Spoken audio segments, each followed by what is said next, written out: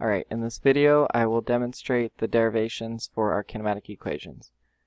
Starting with our equation for velocity from our buggy lab, by definition, the average velocity is the slope on a position versus time graph, which takes that form.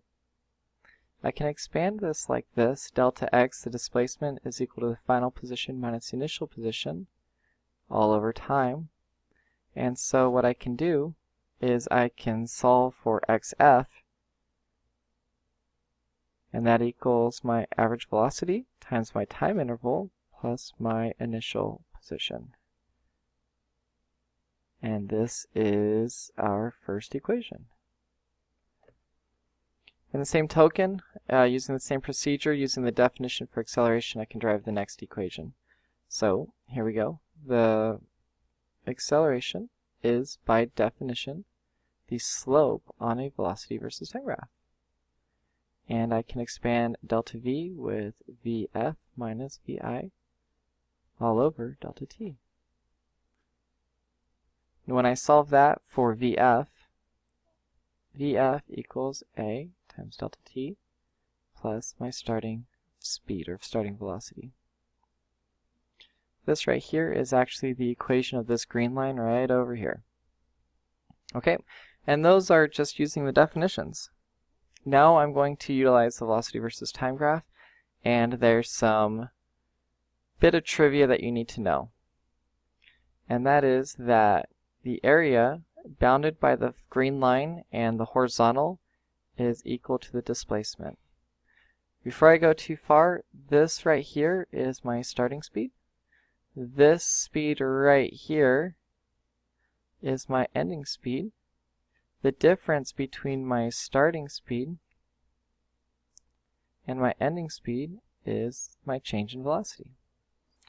Alright, so here we go. This area looks like a trapezoid, so we can determine the displacement by treating that area as a trapezoid. Trapezoid. Now, in case you've forgotten, the area of a trapezoid is equal to the average of the two bases times the height.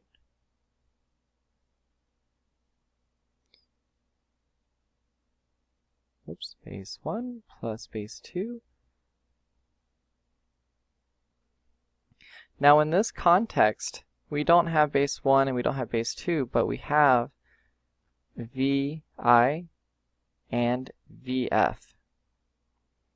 And the h is actually going to be our time interval. Okay, so in this case, I'll just draw another triangle so we can kind of see how it's formed. Vi, vf, delta t. So the area, which is the displacement, is equal to the average of the two bases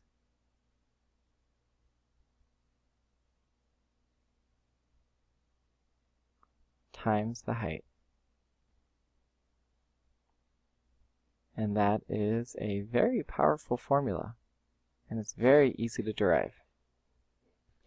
Now some people, when they look at this shape, they don't see a trapezoid, they see a triangle and a rectangle. So let's investigate how that one works. Triangle plus a rectangle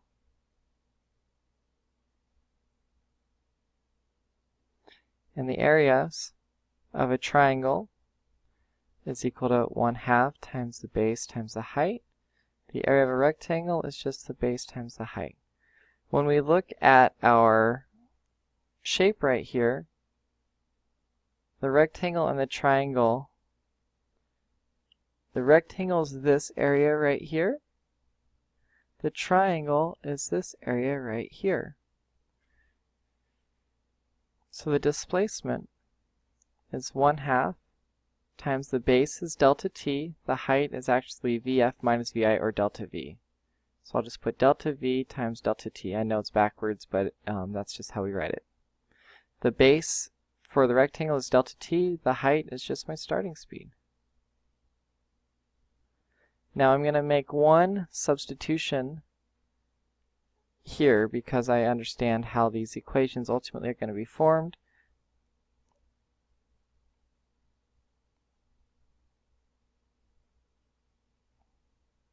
Using our acceleration definition,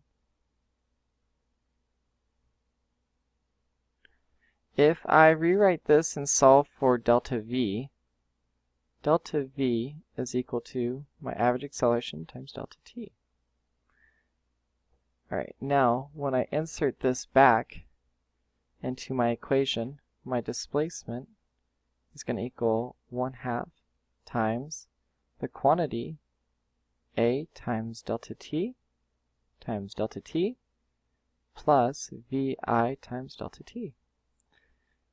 A times delta t is equal to a delta t squared, so I arrive at 1/2 times a times delta t squared plus my initial velocity times time. This right here is my next equation. Very common form for an accelerating object. Okay, now the last one that I'm going to derive for you, it's actually pretty mathematical, so I'm going to put it in a different color so that we can see it easily. I'll go back to blue, and I'll just box it off so that we can see it easier.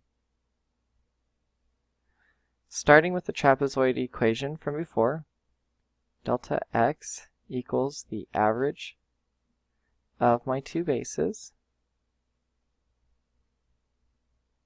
times my time.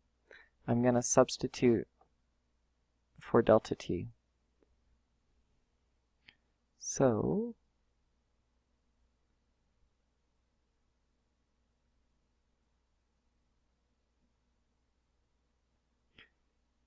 by definition, the acceleration equals delta v over delta t. And if I solve this for delta t, is equal to delta v over a. Here's some algebra for you. I'm just going to put that into my equation. Alright, so delta x is going to equal, again, the average of my two bases.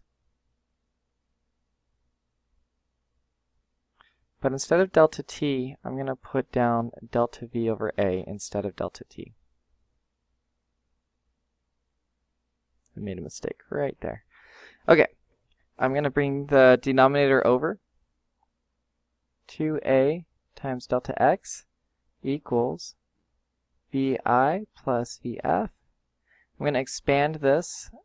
Vf minus vi delta v equals vf minus vi. Alright, what do I do here? I have to FOIL. And so 2a delta x, nothing changes here yet. Foiling, the first is VIVF. Outside is negative VI squared. The inside is positive VF squared.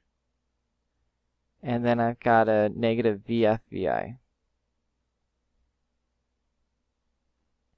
This cancels out with that. And what I'm left with is 2a delta x equals negative vi squared,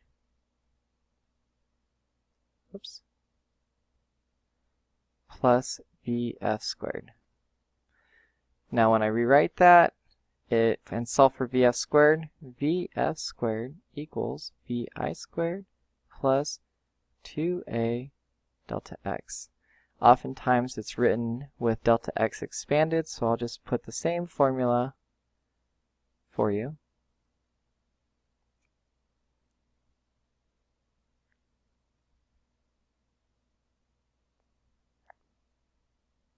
And I will put a big box around the two of them. They are the same equation, just one has expanded delta x.